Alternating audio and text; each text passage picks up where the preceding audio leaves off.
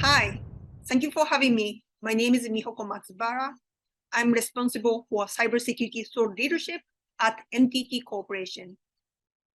I'm thrilled to share my sessions on building trust and cyber-inclusive future. Industry is responsible for three responsibilities for the cyber-inclusive future. First, to protect digital infrastructure from cyber attacks. Second, to support government's efforts to craft policy on cybersecurity and also emerging technologies. And finally, industries is responsible to share cyber threat intelligence to minimize or mitigate potential damages caused by cyber attacks. So why we have to protect digital infrastructure?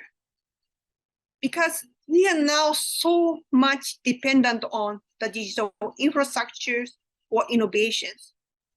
Can you think about doing any innovation without IT these days? We cannot do our smooth communications with our customers and family and friends. And we cannot deliver our services to our customers without digital infrastructure. That is why we cannot win or obtain the trust of our employees or customers without securing a digital infrastructure.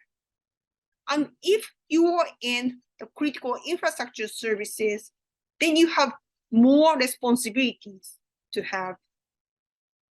You have to manage risks from cyber attacks, natural disasters, system malfunctions, also a pandemic in the 21st century. So that is why we have to do regular exercises to cover multiple different risks. And we also have to be mindful of the interdependencies between different critical infrastructure services, such as transportation, energy, electricity, and also innovations cannot be done without good policy making processes. So that is why industry has so much to offer to create practical policies on cybersecurity and technologies. Why? Because industries has the innovations. We do research and development on artificial intelligence, quantum computing, post-quantum cryptography, and all of them are so crucial to create a cyber-inclusive future. Also, you have to know that bad guys or cyber attackers are already using artificial intelligence to maximize the power of cyber attacks. So that is why we, the cyber defenders, also should take advantage of artificial intelligence to automate our defenders and also to delete noise as much as possible for the day-to-day network defending work for our employees.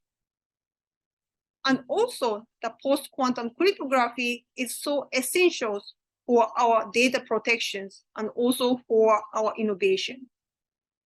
And I am so proud to see one of my former colleagues at NTT, Seizo Onoe.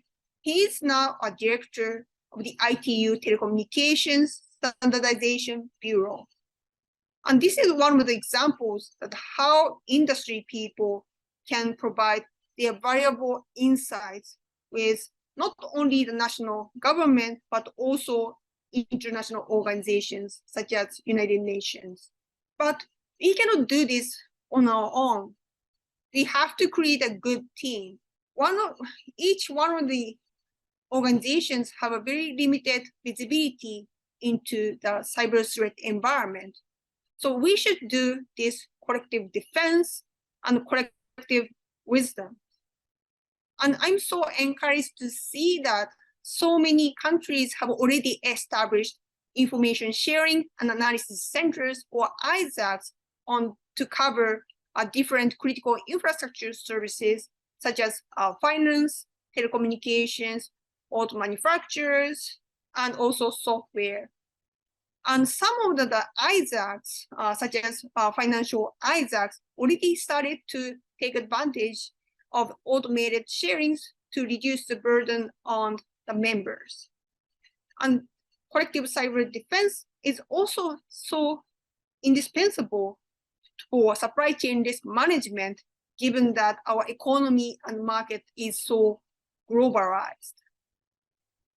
So that is why the US government, more specifically the Cybersecurity and Infrastructure Security Agency under the US Department of Homeland Security, has already launched the Joint Cyber Defense Collaborative, or JCDC, in 2021 to unify network defenders from all over the world to share actionable cyber risk information.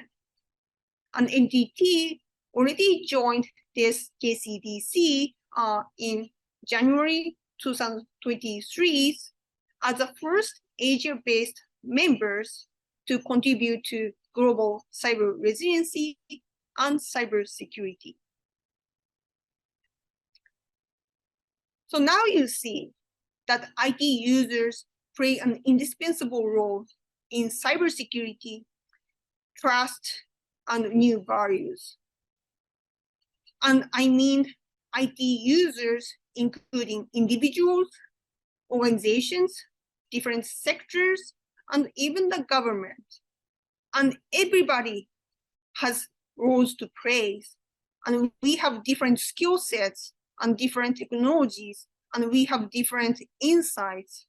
And we have to create a one team because nobody has everything. And I'm sorry, I really appreciative that my Indian friends are playing a roles in this cyber age. And after Japanese Prime Minister Shinzo Abe gave a very powerful and touching speech on Confluence of the Two Seas in the Indian Parliament in 2007, Japan and India started to share more on cybersecurity. We already share fundamental values such as freedom, democracy, the respect of basic human rights, and a strategic interest. And these strategic interests also cover a cyber inclusive future.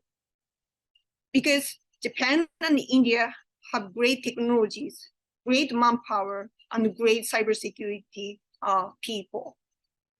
And these two countries are responsible to drive a free and open Indo-Pacific. And Japan and India are already in a good stage because the two countries already established the bilateral cyber dialogue in 2012. So we have more than a decade of history of cybersecurity. And thank you so much for your interest in the Japan-India collaboration on cybersecurity. And I'm really, really looking forward to working more closely with my Indian friends for the cyber inclusive future and better cyber resiliency. We are already a great team, and we can make it better and stronger. Thank you so much. For more interesting content, like, comment, and subscribe to our NASScom YouTube channel.